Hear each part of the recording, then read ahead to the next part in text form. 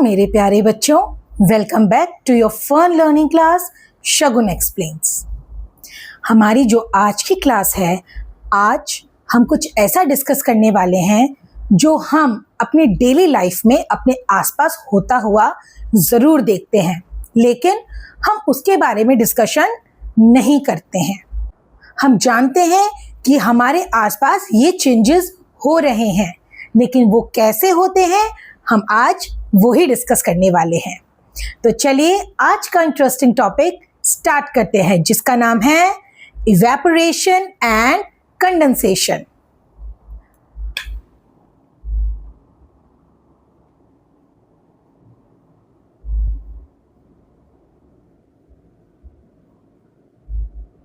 सबसे पहले हम बात करेंगे इवेपोरेशन की, कि इवेपोरेशन क्या होता है।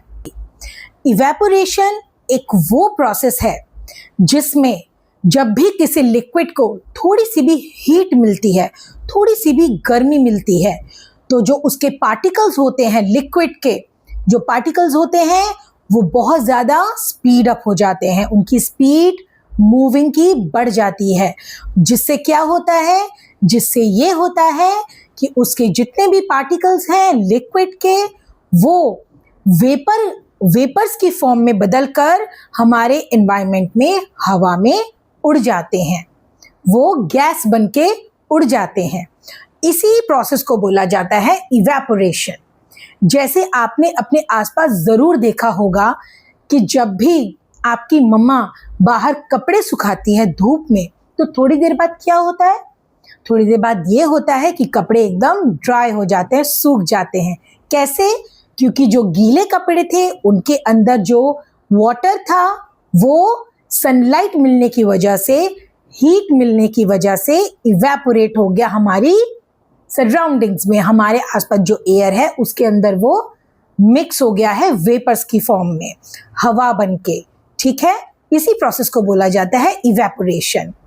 और आपने एक और चीज़ नोटिस की होगी, जब भी बारिश होती है तो हमारे आसपास पानी इकट्ठा हो जाता है ना? तो थोड़ी देर बाद वो सूख कैसे जाता है? थोड़ी देर बाद वो इसलिए सूख जाता है क्योंकि फिर से जब सनलाइट अर्थ पर आती है तो वो सारा पानी हीट मिलने की वजह से हवा में इवेपोरेट हो जाता है, हवा में उड़ जाता है। इसी प्रोसेस को बोला जाता है इवेपोरेशन। आई होप आपको इवेपोरेशन बिल्कुल अच्छे से क्लियर हो गया होगा। अब हम बात करेंगे कंडेंसेशन की।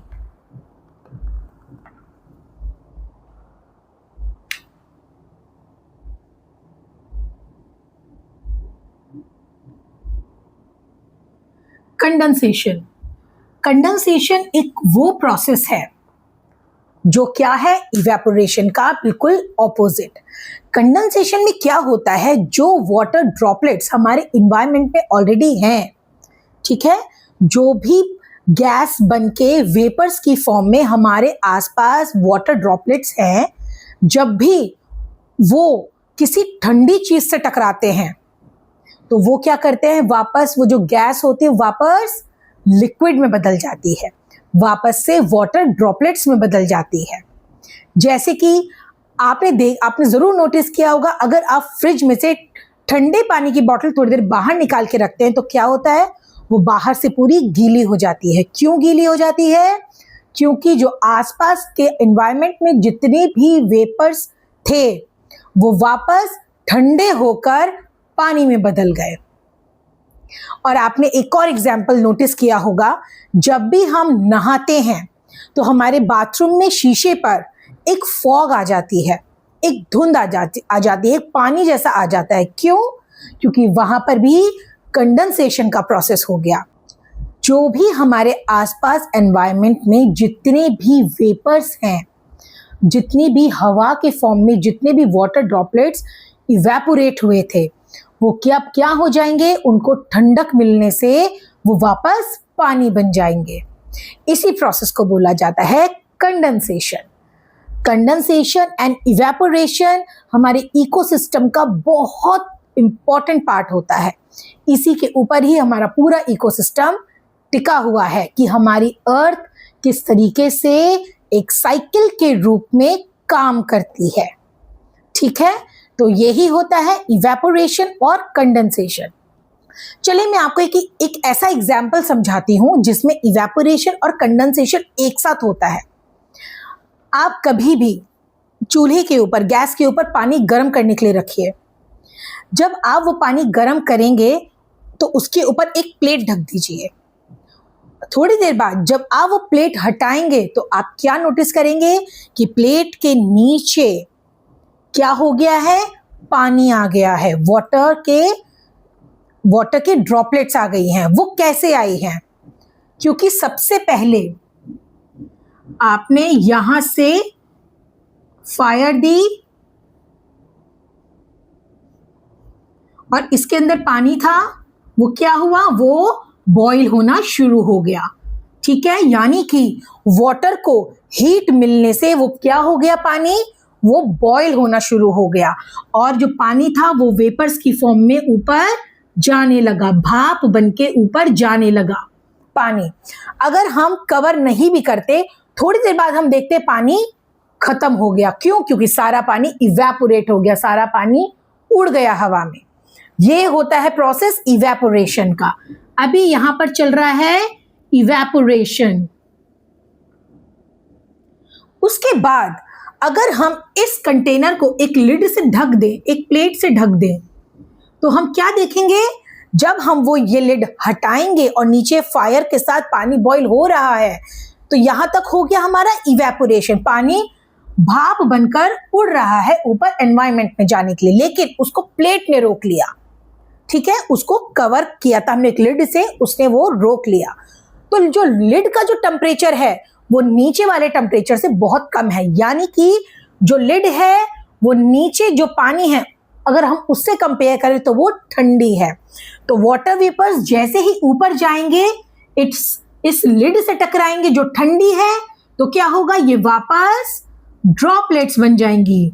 जो भाप बन के ऊपर जा रहा था, जो पानी इवेपोरेट हो रहा था, वो लिड से टकराकर वापस पानी में बदल जाएगा, वापस वाटर ड्रॉपलेट्स में बदल जाएगा और इस प्रोसेस को बोला जाता है कंडेंसेशन।